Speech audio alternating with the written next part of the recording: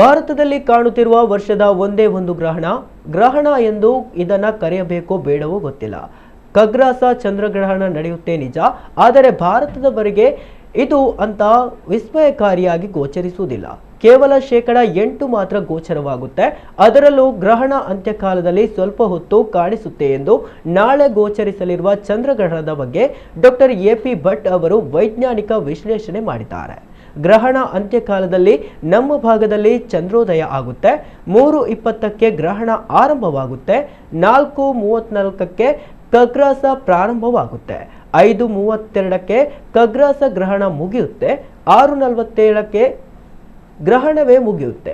6:38ಕ್ಕೆ ನಮಗೆ ಚಂದ್ರೋದಯ ಸಮಯ. 6:38ರಿಂದ 6:47ರವರೆಗೆ 9 ನಿಮಿಷದ ಗ್ರಹಣದ ಚಂದ್ರ ಕಾಣಿಸುತ್ತಾನೆ ಎಂದು ವಿವರಿಸಿದ್ದಾರೆ. ನಾಳೆಯ ಚಂದ್ರಗ್ರಹಣದ ಬಗ್ಗೆ ಏನೆನ್ನುತ್ತಾರೆ ಬನ್ನಿ ಕೇಳೋಣ.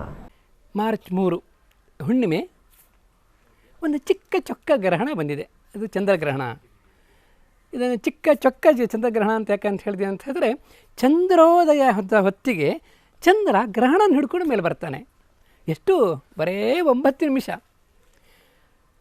ಈ ದಿವನ ಏನಾಗುತ್ತೆ ಅಂದರೆ 3 ಗಂಟೆ 20 ನಿಮಿಷಕ್ಕೆ ಚಂದ್ರಗ್ರಹಣ ಸ್ಟಾರ್ಟ್ ಆಗುತ್ತೆ. 4 ಗಂಟೆ 34 ನಿಮಿಷಕ್ಕೆ ಖಗ್ರಾಸ ಆಗುತ್ತೆ. ನಂತರ ಹಗಲು, ಅಂದರೆ ನಮ್ಗೆ ಕಾಣೋದಿಲ್ಲ.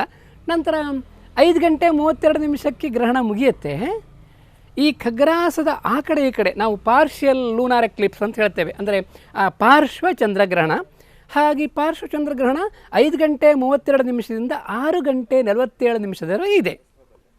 ಚಂದ್ರ ಈ ಹುಣ್ಣಿಮೆ ದಿವಸ ಚಂದ್ರೋದಯ 6 ಗಂಟೆ 38 ನಿಮಿಷಕ್ಕೆ. ಹಾಗೆ ನಾವು ಉಡುಪಿ ನಾವು ಆಕಾಶ ನೋಡಲಿಕ್ಕೆ ಹೊರಟ್ರೆ 6 ಗಂಟೆ 38 ನಿಮಿಷಕ್ಕೆ ಬರುವ ಚಂದ್ರ ಮೇಲೆ ಬರುವಾಗ ಬರೇ ಒಂದು ಕೊನೆಯ ಹಂತ, ಆ ಲಾಸ್ಟ್ ಒಂದು ಸುಮಾರು 8%, 100ರಲ್ಲಿ 8 ಅಂಶ ಗ್ರಹಣ ಹಿಡ್ಕೊಂಡು ಮೇಲೆ ಬರ್ತಾನೆ. ಚಂದ್ರೋದಯವೇ ಚಂದ. ಹುಣ್ಣಿಮೆ ದಿವಸ ಚಂದ್ರೋದಯ ಭಾರಿ ಚಂದ. ಹಾಗೆ ಸ್ವಲ್ಪ ರಿಫ್ರಾಕ್ಷನಿಂದ ದೊಡ್ಡದಾಗಿ ಕಾಣ್ತಾನೆ. ಹಾಗೆ ನೋಡ್ಲಿಕ್ಕೆ ಒಂದು ಚೆನ್ನಾಗಿ ಆರಾಮದಲ್ಲಿ ನೋಡ್ಬೋದು. ಬರೀ 9 ನಿಮಿಷ ಮಾತ್ರ, 8% ಮಾತ್ರ ಗ್ರಹಣ. 6 ಗಂಟೆ 47 ನಿಮಿಷ ಗ್ರಹಣ ಮುಗಿದುಬಿಡ್ತದೆ. ಈ ವರ್ಷದ ಒಂದೇ ಒಂದು ಗ್ರಹಣ ನಮಗೆ, ಇದೊಂದೇ ಗ್ರಹಣ, ಬೇರೆ ಗ್ರಹಣಗಳಿಲ್ಲ.